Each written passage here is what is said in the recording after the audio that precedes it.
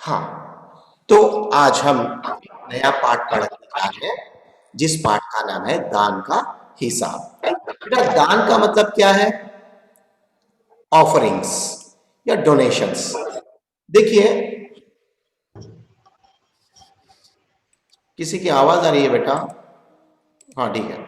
हाँ, तो दान का हिसाब का इसका मतलब क्या है? Calculation of donation. तो मैं एक बात कहना चाहता हूं, मान लीजिए आप अपने मम्मी पापा के साथ अपनी कार में या गाड़ी पर कहीं जा रहे हैं, तो रास्ते में आपको क्या होता है कि कभी कभी कोई भिक्षु दिखाई देते हैं। भिक्षु मतलब जो भिक्षा मांगते हैं। LGB Kirti, don't mark anything on screen. हाँ, तो आपके पापा क्या करते हैं? उनकी पॉकेट निकालते हैं या मम्मी अपनी पॉकेट निकालती है, हैंडबैग निकालती है, निकाल कर क्या करते हैं? अगर कॉइन है तो कॉइन देते हैं, या नहीं तो 10 रुपीज, 20 रुपीज, या मैक्सिमम टू मैक्सिमम 100 रुपीज देते हैं। हाँ या नहीं? मगर क्या सारी की सारी पर्स दे देते हैं? बोलिए। नहीं देते हैं, ऐसा नहीं करते। क्यों? क्योंकि अगर हम मान लीजिए, अगर आपको देने की मंशा भी है कि सारे पैसे देना चाहें, मगर पूरी पर्स नहीं देंगे आप। क्यों? क्योंकि उसके अंदर आपके क्रेडिट कार्ड्स होते हैं और कुछ ऐसा पैसा होता है जो कि किसी काम के लिए आप अपने बटुए में रखते हैं। अगर ऐसा नहीं करके पूरा बटवा दे देते हैं तो क्या हो जाएगा? हमें आगे करने का काम हम नहीं कर सकते हैं जो पैसों से हो सकता है, क्योंकि पैसों की जरूरत पड़ती है। तो इसीलिए हम क्या करते हैं, किसी को दान देने से पहले भी देखते हैं जेब में, हाँ भाई कितने पैसे, हाँ 10 रुपीज, ओके, हाँ भाई 5 रुपीज, ओके, ऐसे करके देते हैं। क्यों? कारण क्या है कि हम हिसाब रखते हैं। क्योंकि देखिए, हिसाब क्यों रखना पड़ता है हमको? देखिए, किसी की भी एक आय होती है। आय मतलब आमदनी, आमदनी मतलब इनकम। और दूसरा क्या होता है? व्यय। व्यय मतलब खर्चा, मतलब एक्सपेंडिचर। कोई भी हो, मान लीजिए हमारा जो इनकम होता है उसी हिसाब से हम क्या करते हैं? हमारा खर्चा करते हैं। हाँ या नहीं? इनकम के हिसाब से हम क्या करते हैं? एक्सपेंडिचर करते हैं। अगर मान लीजिए इनकम कम हो और एक्सपेंडिचर ज्यादा हो, तब क्या हो जाएगा? हम दिवालिया हो जाएंगे, मतलब हम भिखारी बन जाएंगे, हमारे पास पैसे नहीं रहेंगे। इसीलिए हमें क्या करना पड़ता है? हर चीज का हिसाब रखना पड़ता है। ठीक है? अब समझ में आपको दान का हिसाब का टाइटल का मतलब हर चीज को, मतलब कोई भी ऑफरिंग करने से पहले या डोनेशन करने से पहले हम उसका हिसाब लगाते हैं। हाँ भाई, हमारे पास इतने पैसे हैं, हम इतने पैसों से दूसरों की मदद कर सकते हैं। ठीक है बेटा? ओके, चलिए आगे। एक था राजा, मतलब बहुत जमाने पहले एक राजा था। राजा जी लगदग कपड़े पहनकर यूं तो हजारों रुपए खर्च करते रहते थे। देखिए, जो ये राजा है, ये राजा क्या करता था?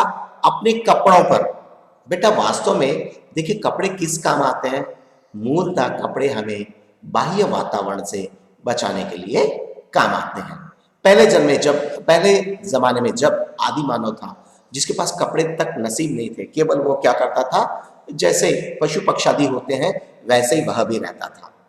मगर बाद में आदमी जब सभ्य बनता गया और अपनी ज्ञान की पिपासा को बढ़ाता गया, उसने कपड़ों, मतलब जानवरों को मारकर उनकी चमड़ी, और उसके बाद में और कुछ जाकर फसलों को उगाकर उसे कपड़े बनाना, मतलब मान लीजिए कॉटन बनाना, उससे फिर कपड़े बनाना, ये सब सीख गया।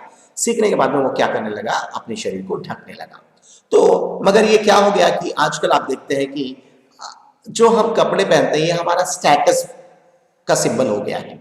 तो उसी प्रकार से यहां पर भी जो राजा था, वो अपने आप को बहुत ही अच्छा दिखाने के लिए लगधक, लगधक मतलब चमकीले या भड़कीले या महंगे कपड़े पहनता था, और इस पर वह बहुत खर्चा कर देता था।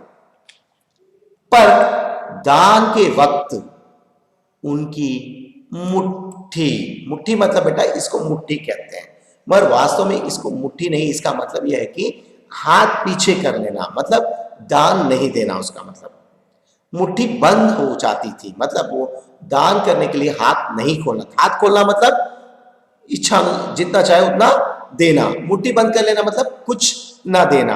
मतलब जब किसी को भी कुछ देने की बात आती थी तो राजा राजा क्या करता था, वह मना कर देता था। राजसभा में एक से एक नामी लोग आते रहते थे, लेकिन गरीब, दुखी, विद्वान, सज्जन, इनमें से कोई भी नहीं आता था, क्योंकि वहां पर इनका बिल्कुल सत्कार नहीं होता था। देखिए, मतलब राजा क्या करता था, जो लोग, देखिए नामी लोग मतलब क्या है, फेमस पीपल। फेमस मतलब क्या है, जो उनके पास क्या होता है, मतलब अमीर लोग, यहां पर हम समझ सकते हैं अमीर लोग, जिनके पास बहुत पैसा होता था, वही लोग राजा दरबार, राजा कोर्ट मतलब राजा कोर्ट में, ठीक है, राजा के कोर्ट में वही लोग आते थे जो लोग नामी थे। नामी मतलब फेमस या पैसे वाले लोग। लेकिन लेकिन मतलब बट परंतु गरीब, गरीब मतलब poor people, financially poor people. दुखी मतलब जो लोग बहुत ही परेशान रहते थे या समस्याओं से झेले हुए रहते हैं। विद्वान, विद्वान मतलब पढ़े लोग, विद प्लस वान मतलब बहुत कुछ शिक्षा को ग्रहण कर चुके हैं। सज्जन, सत प्लस जन मतलब अच्छे लोग, इनमें से कोई भी नहीं आता था। ये लोग वहां पर राजा के दरबार में या किंग पैलेस में नहीं किंग कोर्ट में नहीं आते थे। क्यों नहीं आते थे? वहां पर इनका बिल्कुल सत्कार नहीं होता था। मतलब इनको कोई मतलब इनको राजा अच्छी तरह से नहीं देखता था या इनको कुछ ऑफरिंग्स नहीं करता था। कौन? राजा। मतलब आपको पता चल गया ना राजा कैसा व्यक्ति है। ये बहुत ही पैसे वाला है और पैसे वालों को ही अच्छी तरह से देखता था और गरीबों को ये कुछ भी नहीं देता था। देखिए, एक बार उस देश में अकाल पड़ गया। देखो बेटा, ये अकाल, अकाल मतलब ड्राट। ड्राट मतलब क्या है? बारिश का ना होना। मतलब मैंने बताया था आपको इससे पहले भी, इस पार्ट से पहले, मतलब वीडियो क्लिपिंग से पहले, वीडियो बताते समय, अकाल का मतलब क्या है बेटा? ड्रॉट मतलब बारिश का ना होना। आपको मालूम है हमारे पास मूलतः 3 सीजन्स हैं, 3 ऋतु है। एक है ग्रीष्म ऋतु जिसमें गर्मी होती है, दूसरा है वर्ष ऋतु मतलब बारिश होती है, तीसरी है कौन सी? शीतकाल मतलब सर्दियां। तो इन तीनों में उस समय में जब बारिश होने का जो समय होता है उस समय में बारिश नहीं हुई। अगर बारिश नहीं होगी तो पानी कहां से रहेगा? आजकल तो आपके पास बहुत सारी साधन है कि बोरवेल्स है या बड़े बड़े मोटर है और बड़े बड़े इरिगेशन फैसिलिटीज है, मगर उस समय में कुछ ऐसा नहीं था। नेचुरल सोर्सेस थे, नदियां होती थी, नहरें होती थी। तो जब बारिश ही नहीं होती है तो नदियां कहां से चलती थी? और जब नदियां नहरें नहीं चलती हैं तो फसल कहां से होगी? और एक बात, आजकल आपके लिए प्रिजर्वेटर्स बहुत कुछ है। आज देखिए, आपको आज भी जाइए आपको बाजार में आम मिलते हैं और जाम मिलते हैं, हर चीज मिलती है, चावल मिलते हैं, हर प्रकार का आटा मिलता है, इमली मिलती है, हर चीज मिलती है, फल मिलते हैं, अन सीजन में फल मिलते हैं। मगर पहले जमाने में ऐसा नहीं होता था, जो सीजन होता था उसी के हिसाब से वो चीजें मिलती थी। ठीक है, तो यहां पर क्या हो गया कि अकाल हो गया। अकाल होने से क्या हो गया कि लोगों को खाने के लिए बेटा अगर बारिश नहीं होगी और फसल नहीं होगी तो वो लोग जो घर में जितना भी रखा हुआ है। और एक पहली बात देखिए, आजकल आपके पास प्लास्टिक के और लोहों के डिब्बे वगैरह हैं।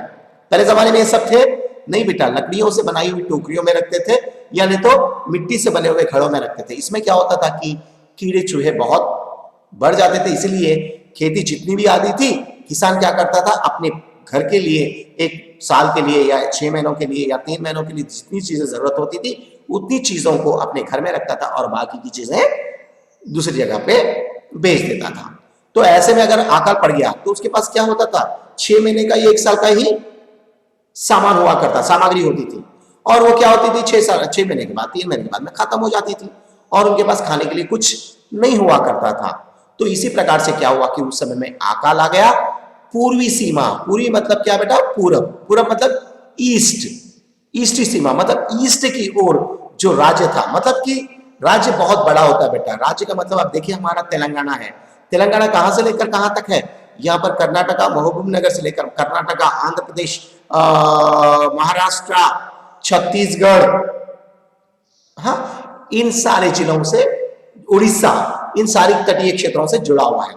अगर हम उत्तर की तरफ देखेंगे, मतलब हमारी जो सीमाएं हैं वहां पर जो पूर्व है, पूर्व मतलब ईस्ट की ओर है, वहां पर ही केवल ड्राट था, बाकी की जगहों पर ठीक था। तो वहां के लोग क्या हो गए, वहां के सीमा के लोग भूखे प्यासे मरने लगे। मतलब प्यास के लिए, मतलब उनको प्यास लगती तो बुझाने के लिए पानी भी नहीं मिलता था और खाने के लिए अन्न नहीं मिलता था। इतने में उन्होंने क्या, राजा के पास खबर आई, ये बात राजा को चल गई कि राजा जी हमारी पूरी सीमा की ओर कई दिनों से बारिश नहीं हुई है, अकाल आ गया है और लोग इसकी वजह से त्राही त्राही मची हुई है और भूखे प्यासे मर रहे हैं। वे बोले यह तो भगवान की मार है। देखिए इतने में राजा के पास जब लोग आकर बोले तो उन्होंने कहा, अरे भाई मैं क्या कर सकता हूं, यह तो भगवान की मार है, मतलब आपके ऊपर भगवान मार रहा है आपको, मैं क्या करूं, भगवान करता है तो सबसे बड़ा है, उसे करने दो, इसमें मेरा कोई हाथ नहीं है। मतलब वो लोग आकर बोले तो उसने कहा कि इसमें मैं क्या कर सकता हूं। देखो बेटा, अब एक बात बताऊंगा, मान लीजिए कि आप स्कूल में हैं और स्कूल की ओर से पिकनिक ले जा रहे हैं आपको, कहा पिकनिक ले जा रहे हैं, और स्कूल में बताया गया है कि आपको पिकनिक जाने के लिए हर एक बच्चे को 100 रुपीज कंट्रीब्यूट करना है। हाँ? तो आप क्या करेंगे, घर जाएंगे, घर जाकर अपने पापा से पूछेंगे कि पापा पापा मुझे 100 रुपीज चाहिए कि मैं पिकनिक जा रही हूं या जा रहा हूं। तो पापा बोलेंगे, अगर मान लीजिए पापा मना करेंगे और आपकी मम्मी भी मना करेगी, तब आप क्या करेंगे, रोते बैठेंगे। ठीक उसी प्रकार से ये जो प्रजा है, प्रजा की रक्षा कौन करता है, राजा करता है। उनकी जरूरतों की पूर्ति भी कौन करता है, राजा करता है। तो यहां पर वो लोग आकर राजा को ये बातें बोलने पर भी राजा कुछ सुना नहीं, मतलब सुनकर भी अनसुना रह गया और कहने लगा कि ये भगवान की मार है, इसमें मेरा कोई हाथ नहीं। मतलब ये कहना चाहता है कि वो दान या उनकी कोई मदद करना नहीं चाहता है, जो कि एक राजा के लिए ये अच्छी बात नहीं है।